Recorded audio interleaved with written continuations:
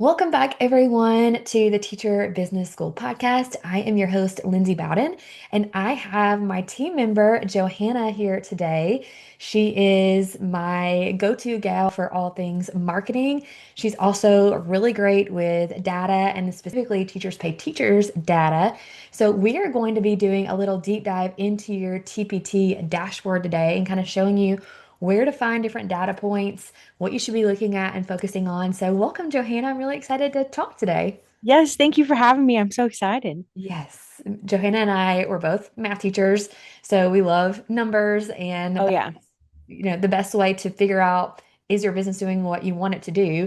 So don't be scared to look at your dashboard. It's got really good stuff in there. So we're actually going to share my dashboard and my product statistics. We're actually going to start in the dashboard. So I'll show you how to get there. So when you are logged into TPT and you go to the little store, which is to the left of your avatar, and you click it and you go to dashboard. So the dashboard is probably what you're most familiar with because that's where you see how much money you've made that month. So I'm sure you're all checking that on a regular basis. And also if you have the app, when you log on to the seller app on your phone, this is what you see as well. It's kind of like the dashboard. But there's a lot of really cool things that you can see in your dashboard that you may not have known. So we'll just kind of go through each little section and give you guys some tips on how to use your dashboard to make decisions in your business.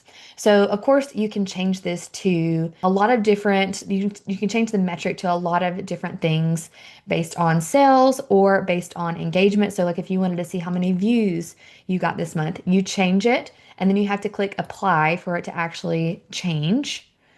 And you can see the date range here. So you can change the date range if you want. You can include today or not include today. That will be helpful for if you're making a comparison to maybe last year at the same time and you're looking in the middle of the day. I would not include that day because it's not going to be 100% accurate because you're probably going to continue to make sales throughout the day. So you can check that or not check that. You can look at all different kinds of things based on the date range. I typically leave it on earnings.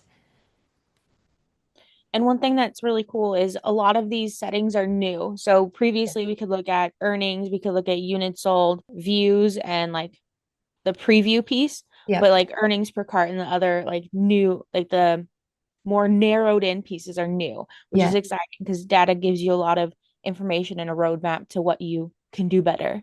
Yes. Yeah. There's so many different cool new metrics, and I love data. So just going in here and playing around with the different views is really cool. So conversions would be cool to see kind of like what your conversion is for that month, what your conversion rate is. You can compare it to last year's conversion rate. So let's then talk about the comparison period. So if you wanted to compare it to the previous period, and again, if you wanted to not include today, you can do that, but it'll kind of show you. We're going to do custom range because it defaulted to September, not October. So let's do Yeah. custom, probably because October isn't finished yet. So I'll do I 20. think if you wanted to look at 2024, it would be previous year by date, I think. Okay, here we go. But custom always works too. Yes. So you can do custom. You can look at your products that sold during that time. It's loading, but this will show you your top 10 performing products for that date range that you're on. So if you want to look at your top 10 performing products for the year, you could do that. There we go. You have to be on earnings because it's Sweet. showing you the top 10 earners, the top 10 Yes. products that made you the most money, basically. So these are the top 10 for this month. If I wanted to look at the top 10 for this year to date, let me click apply. So from January until the day it is today, well, yesterday, because we did not select include today. These would be my top 10 earners, Look at those curriculums. right? We did an episode, or I did an episode recently about product lines and bundles. My top two earners are product lines and bundles. So it's curriculums, an Algebra 1 curriculum and a geometry curriculum. And those are making me the most money because they cost the most money. Hmm.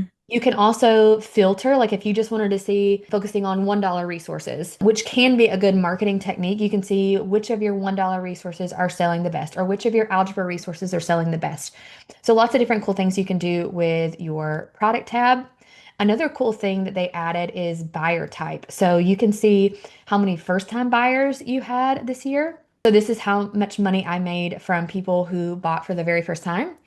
And then you can see repeat buyers. So almost $15,000 came from repeat buyers, which is incredible. That means people are seeing my stuff, they like it, they want more of that. And that is really something that you can use product lines, growing bundles to get those repeat buyers. Because if they like one thing, they're going to like a bundle of things. So it can really increase your repeat buyer sales. Yeah.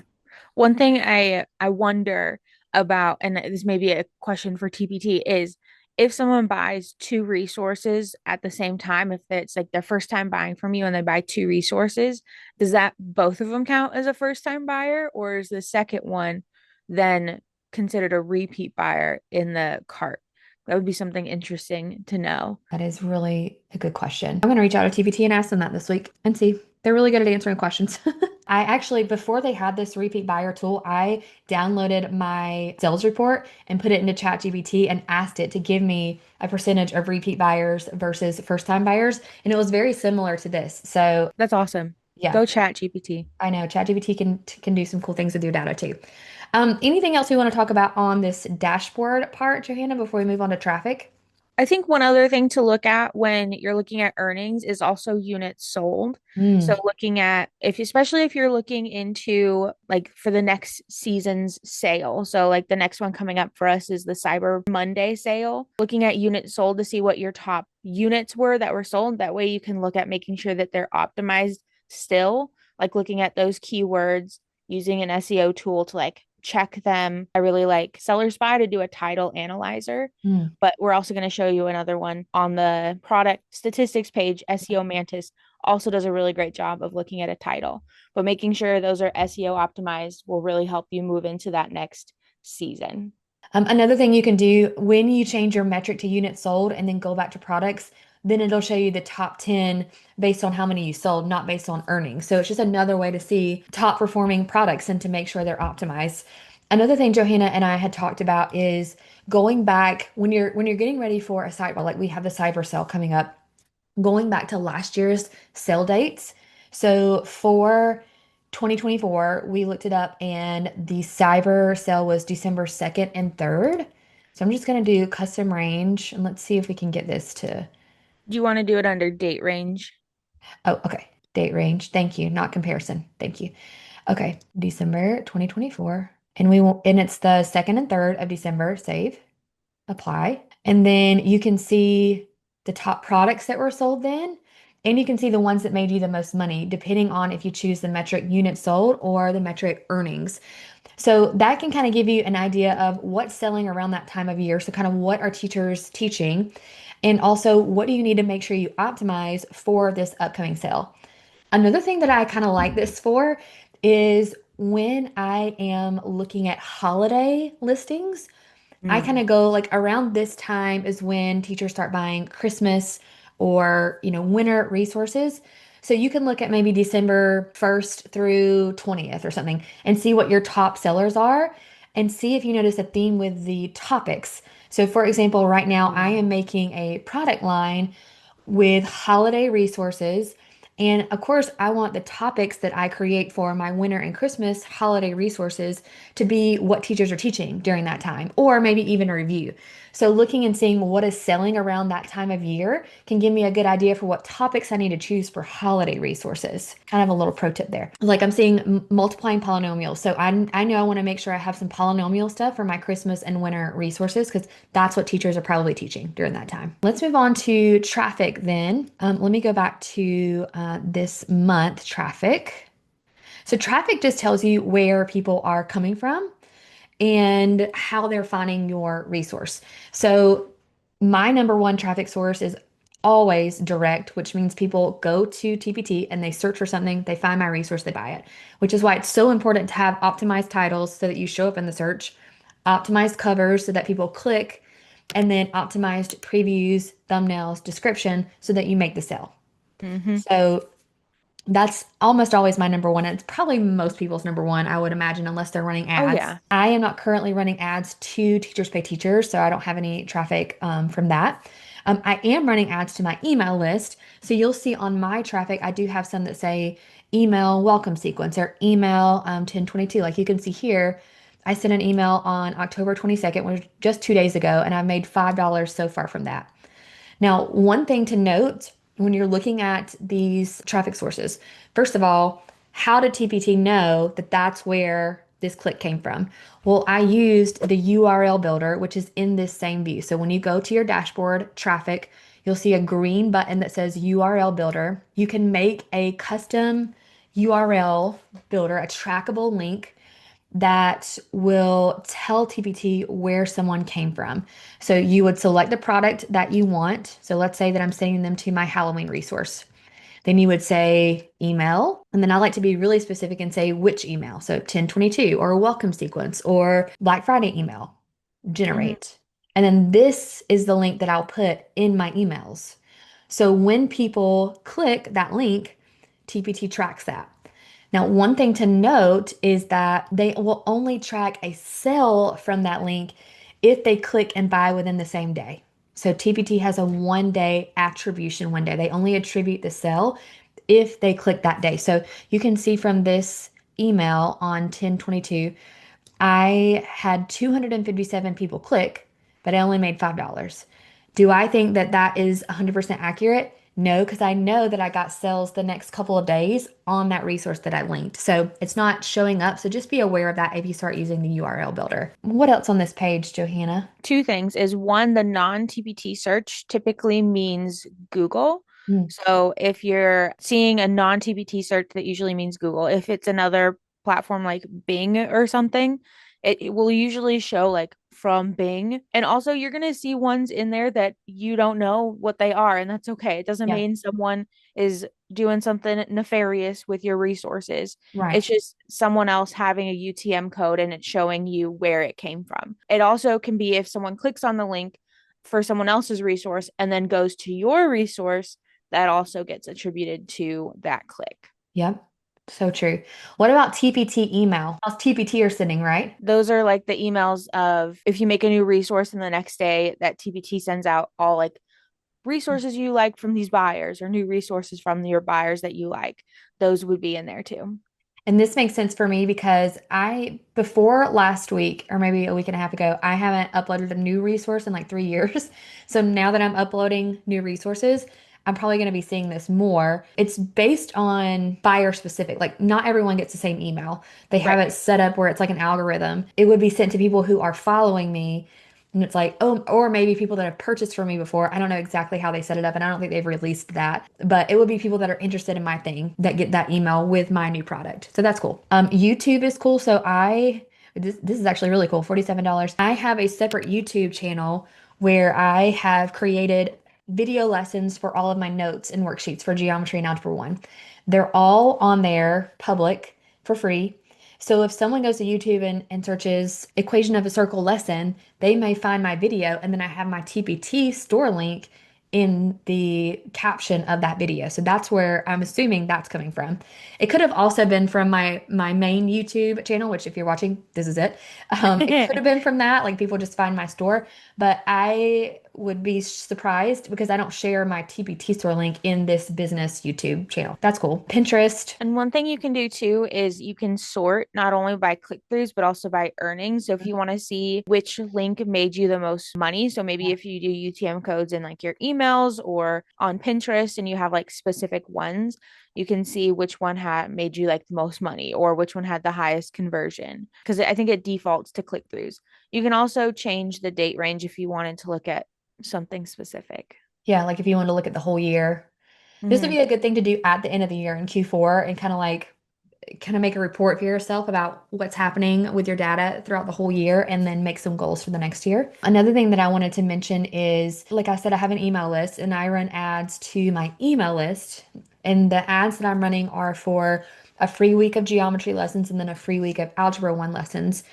And when people sign up for that free week, then there's a thank you page, and I'm assuming I have some links on there. I actually need to go back and check because I set that up a long time ago. But maybe I have some links that people are clicking on that thank you page, like, oh, the lessons are going to your box, but you may also like do. And so I made $6 this month from that. So that's cool. It could also just be like a link to my store in general. But either way, an email list is a great way to get buyers on a variety of different levels. So that is traffic. There is a marketing tab here too. That doesn't really show you anything as far as data, but this is where you throw a sale or sign up for all the site-wide sales in case you didn't know that. But now let's move into product statistics. So if you go back to the storefront, or some people call it a house, but I'm pretty sure it's a store, and then go to product statistics. First of all, you're going to see something different on mine that you might not have. And this little TPT sales insight is from a program. It's a Chrome extension, right, Johanna? Yes. Called Mhm. SEO Mantis. And this is a new one that I haven't used a ton, but from what I see, I really like. We will put a link for that. We do have an affiliate link for SEO Mantis below. And if you're in the Teacher Resource Academy, we do have a little tutorial about SEO Mantis in TRA. This is really cool. It's just kind of like an overview of your conversion rate. So average conversion rate, 10%. It even tells you that's above TPT average. I wonder what the average is according to them. 10? Yeah, I don't know. 9? Maybe we'll ask them. It'll tell you high performing products, products that need conversion optimization. So that's really cool. A little report for you. We'll show more of this SEO Mantis Chrome extension in a second. You can actually use it to analyze your listings. But let's finish with the data piece. So when you're on product statistics, there are several different tabs. There's 4. So we'll start with sales, which is to the left. So here's where you can see total units sold, and this is all time. Total units sold, your total conversion rate, your total earnings, and if you click on it, if you wanted to see which product has the most units sold, click on it and it will filter it by greatest to least. So for me, it's my two-way frequency table guided notes. You can see how many additional licenses were purchased. So that would mean a teacher is buying additional licenses for other teachers at their school. You can see the conversion rate. So this means out of all the people that looked at this product listing, how many people purchased. So 22% is really good. And then the total earnings from this, $3,000. Can you change the time period on this? I'm just looking at that. I don't think you can change the time period, I wish you could. but you can filter it by like what categories you have. Yeah. And you can also look at the different types. So most of our resources are going to be like digital downloads, We but didn't if you put have any a bundle, bundles. you could also do that. That's cool. Um, or if you uploaded using like their Google tool, you can just look at those as well. That's really I would cool. honestly be curious about to see the difference between a digital download and a Google resource because personally, I don't like to purchase the resources that are I The have Google. to add my Google Drive Yeah, to.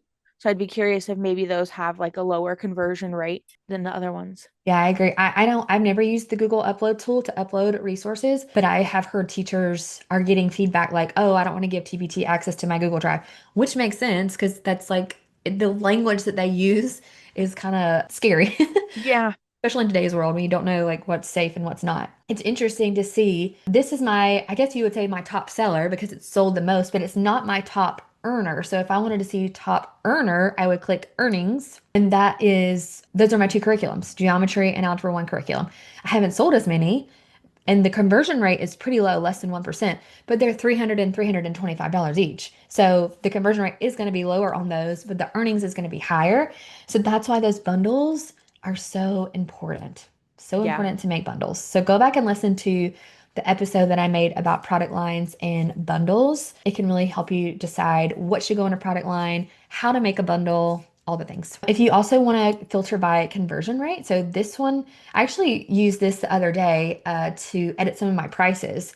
So if you have a really high conversion rate, and there really isn't like a set conversion rate number, but I believe I did 28% or more, I adjusted the prices on those.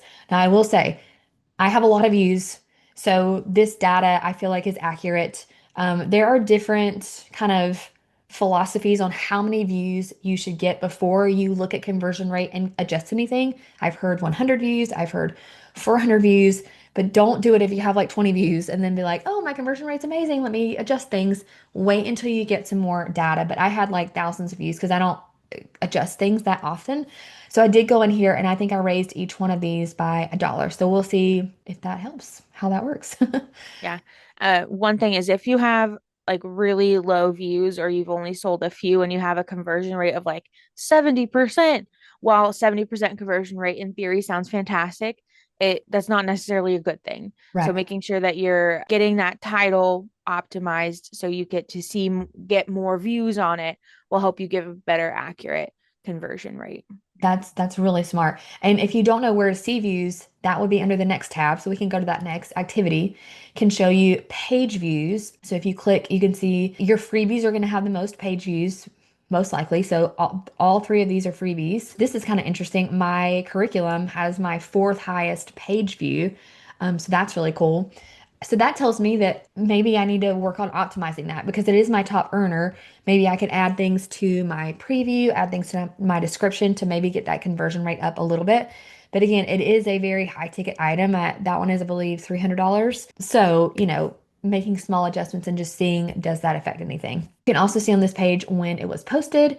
You can see product previews. So, how many people have looked at the preview? If you see zero, that's most likely because it's a freebie. Um, Or you don't have a preview on the resource, or which you needs don't to have be a fixed preview ASAP. on. Yep. So that's important to check that. You want previews on every paid resource. You want a cover, three thumbnails, and a preview on every paid resource. You can see how many people have wish listed. So something that you can do with that, I'm just gonna adjust this here. If I know that some of these are really high on the wish list number, I'm just kind of looking through here. So I have some units, a bundle. Those can be things that I email my list about. And I could say something like, I know that people are wanting these. Maybe you can do a flash sale on one of Mhm. these. So like a 1 or 2 day flash sale, like tons of people have wish listed this, so I'm marking it half off until tomorrow. That can just be a good marketing technique. Downloads will only show if it's a freebie. I will say some of these were freebie and then I changed it to paid. That's not a recommendation. That's just something that I did because I wasn't really thinking when I made it a freebie. So if it has ever been free, it will show the number of downloads. And this is also a great way if you're not sure if your resource if it's paid, if it has a preview or not. If you have zero product previews and then it has downloads, you know that's one of your free resources. Or it has zero product previews and it doesn't have download. That's a paid resource that you need to get a preview on. That's a quick way. Yeah, that's really smart. That's a quick way to see. I wonder if any of mine do. Let's check. That's a TPT glitch. You can't, when you filter by previews least to greatest, it doesn't show the zeros. They just get lost in the mix somewhere. Anyway, If you do it largest to least and you go to like the last page, yeah, you let's can try see all that. the zeros. Let's try that. I got a lot of products. Okay, here we go. So this is something that you could do. Okay, so like this one, product preview. Oh, wait, does the That's an grayed out inactive. mean? Oh, Yeah. okay. If it's grayed out, that means it's not active. Okay, let's look. So I have, does this not have a preview? This is so embarrassing. It does. Uh-oh. So I just That's found one that doesn't have a preview. Shame, shame, shame, Lindsay. So I need Uh, to do that. Let me make myself a note right here. So I'll show that one more time for those that are like, what is happening? Okay, so my geometry activities bundle doesn't have a preview. So what I did was I filtered from greatest to least. Then I went to like my last page and I found all the zero product previews. And then if it has downloads, that means it's a freebie. So you can't have a product preview. That's okay. But if you have zero product previews, it's an active resource and you don't have any downloads like this one, that means you don't have a preview and you need to have a preview. yes. I just found another one. Shame, shame, shame. It's on my bundles. Man, those bundles, they're annoying to make previews for, but you do need to have previews for bundles too. Even though it will show the preview for everything in the bundle, just having its own preview that shows everything. Because if it's like 20 different resources in that bundle, no one's going to go through all of those product preview files. So, Nope. all right. So I have some work to do. Good to know. Anything else on? Oh, and then you can see if you have a video preview, how many plays those are getting. I don't really have that many resources with video previews, but you could look at that. And then the main video plays is if you have like you're selling a video Yeah. on TPT. Let I me don't feel like that's very common anymore. No, I don't think I've ever seen that. Also, just so you know, if you hover over each thing, it'll tell you what it is. So that's helpful. Okay, and then easel, I don't do easel, so I'm not going to have any statistics or information on that. It does look like I have one easel thing, which I didn't even know. And then reviews will tell you your average rating, it will tell you how many reviews you have. So I'm just going to do, I like to filter by the lowest. So these have the lowest, although it's a 4. So I think 4 is the new 5 as far as reviews. So I'm not too worried about that. It'll also show you the ones that have the top votes. So how many votes? 183. That's actually a freebie. That's interesting because usually people don't leave reviews on freebies. And so I did want to show you guys just one other view of the SEO Mantis tool. It is pretty cool. I'm just going to click on this one. So when you have the plugin installed, it is a paid plugin. You'll see it right here, Analyze SEO, and it'll give you an SEO score, 92 out of 100, based on the title. And then it'll give you a conversion optimization score. And Johanna, I believe you said that without a video preview, the highest you can get is 70. Yeah, they rate the video preview pretty highly. So 70 out of 100 if you don't have one is what you're aiming for. That's really interesting. Yeah, and with the SEO score, it also will look at your snippet, so the first 150 characters of your description, because TPT weights that as well as your title when it's looking for keywords when in search. So that is also part of your SEO score. Very cool. You can also do a rank checker right here, which is cool. So like obviously for this one, I will be trying to rank for box and whisker plots. So you can type in the keyword and then it says found on page 1, #1 position. So that makes sense because this is Sweet. my #1 seller. It also shows like the market pricing, so the average price of a resource with the box and whisker plots keyword. Very cool. So mine's a little bit below, which is fine. Actually, just this was 2 and I just raised it to 3. So it was pretty far below. Yeah. So I think, and that gave me a good indication that it was okay to raise the price. But I also looked at conversion rate and views before I raised the price as well. One other thing that I wanted to talk about, and this is a new SEO tool that also helps with data, is your data playbook. I just signed up for this new membership. It's really cool. I haven't done a deep dive into it, but Johanna has been a member of your data playbook for a while. We do have an affiliate link for that as well below if you want to check that out. And we're actually going to be having the creator of your data playbook, Jarrett, on the show in the spring. So be on the lookout for that. But Johanna, do you want to give any insight to that toolkit? Yeah. So your data playbook gives you like a dashboard that goes in even deeper with like the data that you have and gives you a lot of different views of it. But my favorite piece is the product track changer, as well as I forget exactly what it's called, but they give you literally a list of things to change based on your statistics. Mm, So, like for me, one thing that I need to do is optimize my covers for like a lot of my old resources. mm. And it'll tell me in a Google sheet, like, this resource, the link, optimize cover. And then when I do that, it gives me a link to submit that change. And then it'll populate into another Google Sheet that will track that change. And it'll track like the views, the clicks, all of that. And it'll tell me as more views come to my resource, if it's successful, if it's not successful, or if there's no change. The way they do that is based on the data that we just looked at, but they have like a computer software that does it for them. That's really cool. It is the most expensive tool that I know of, but it's also the most in-depth. So this might be something that if you are at 3 to 4 figures and you're ready to like go to the next level, you can invest in. Or if you're just like, no, I want to like do it right the first time. To me, from what I have seen, and I'm going to do kind of a deep dive into it when I learn a little bit more, but it is probably the most helpful of the tools. But Yes. I love SEO Mantis. I think it's great. We still love Seller Spy for titles. We're actually using Mr. Joel's SEO tools for descriptions. So there's lots of different tools that you can look at and choose from. You don't have to pick them all, but I Yeah. think having one in your back pocket is a good idea. Yeah. And another thing about YDP is the other name that they go by, your data Okay. playbook, YDP, is they are very hands-on because it is a membership. So it's something that continues to go on. They have monthly calls. And if you're part of like SEO, they have SEO, 2 SEO calls a month to like go over how to use their stuff, things they're seeing, trends. And they also have like they call it office hours. So they have 2 office hours calls a month. And then depending on the season of the year, they either have 2 monthly calls or just one where they like look at the data, they send you overall data. It's a really cool thing if you're interested in learning more about your data and how to use it effectively. Yeah, it's very in depth. Mm-hmm. Very cool. Awesome. Well, hopefully this episode gave you a good look at your data, your dashboard, your product statistics, and you can start looking at numbers and making decisions based off data. And we will see you guys next week. Bye bye.